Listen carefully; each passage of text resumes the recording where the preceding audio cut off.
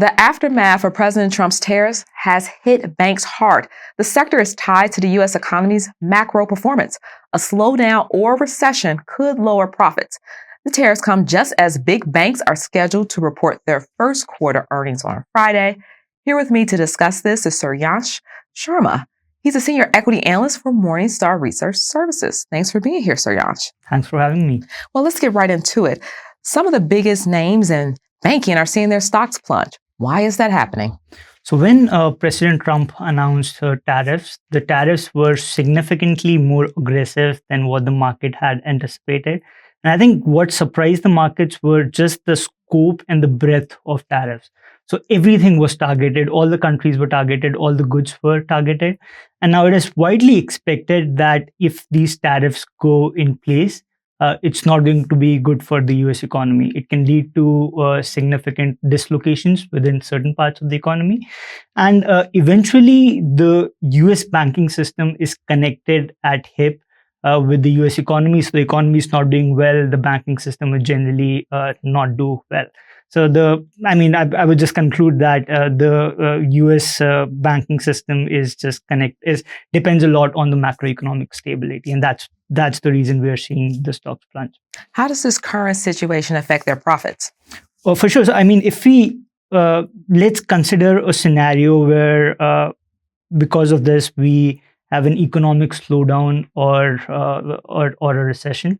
In that scenario, Federal Reserve would have to cut interest rates faster than what the market currently anticipates. And if the rates are being cut, so Fed funds rate goes down. Also, because of the fears of recession, the 10-year Treasury goes down. Because of the rates being cut, we can have a scenario where net interest margins for banks are materially lower than what they currently are. So net interest margins are what the banks earn on their assets minus what they pay on their liabilities like deposits. We can also have a stagflation sort of a scenario where the growth is very weak, the growth is anemic, but the inflation is very sticky. And in that sort of a scenario, the Fed cannot cut rates very aggressively. So we have a scenario where the Fed funds rate or the short end of the curve remains high, but the long end of the curve goes down. So the yield curve reverses.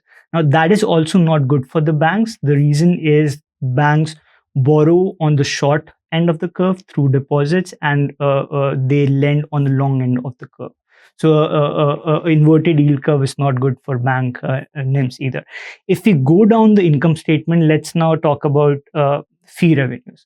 So in fee-based revenues, as we've seen, the capital markets are correcting, and the asset and wealth management revenues are directly related on what asset valuations are. So we can see a hit in those revenues. Also, after the election, I remember, I think the expectation was that we're going to get an M&A boom or like an investment banking boom.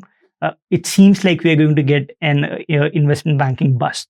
And I think investment banking is just inherently cyclical. And if we have economic slowdown, underwriting, loan syndication, MAs, all are going to slow down. So that's going to impact that revenue as well. And then finally, I think when there is more uncertainty, it's never good for loan growth.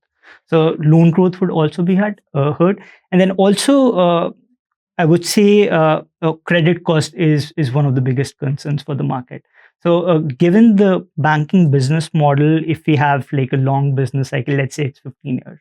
So 14 out of those 15 years, your credit cost could be lower than average, but we can have 1 or 2 years where that credit cost could just spike. And I think if we move into a recession, we can see a significant spike in credit costs that impacts bank provisioning, and that would directly hurt the profitability for banks. But at the same time, banks can benefit from market volatility. How so? I mean, that's a very interesting question. And I think, certain types of market volatility is good for banks. So especially in their trading and principal transaction business. So if there is more market volatility, it can lead to a higher bid-ask spread. It can lead to more transaction volume. It could lead to more demand for hedging instruments or derivatives. But at the same time, we have to be careful that we don't have a lot of volatility. So we don't want a market crash. So because these businesses do keep a lot of securities and investments on their balance sheet, because they act like a principal during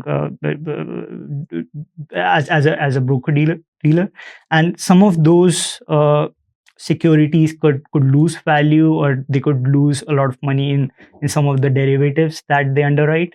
So some amount of volatility is good, but we don't want a market crash.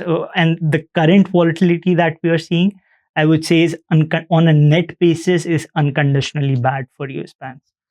Then the big banks are scheduled to report on Friday. The big tariff announcement happened after Q1 ended, so the aftermath won't show up in the results. What are you listening for when you hear from the bank's management teams? Right. I mean, you're correct that for so we won't see a lot of impact on the Q1 earnings. So we won't see impact on revenues or fee revenues or expenses. But banks do tend to predict what will be the future loan losses, and they could increase their loan allowances for loan losses, and because of that, their provisioning can go up. So that is where we could sort of see an impact on their Q1 results. I think it'll be really interesting to see and hear the perspective from banks on the impact on the economy if the current tariffs go in place. Well, Suryash, thank you for being here today. I really appreciate your insights. Thanks for having me. Go to Morningstar.com for the latest coverage of the Trump tariffs, where our analysts are sharing insights into the market and the economy. Click on Morningstar's take on tariffs, stock impacts, portfolio tips, and more. And be sure to bookmark the page. I'm Ivana Hampton for Morningstar.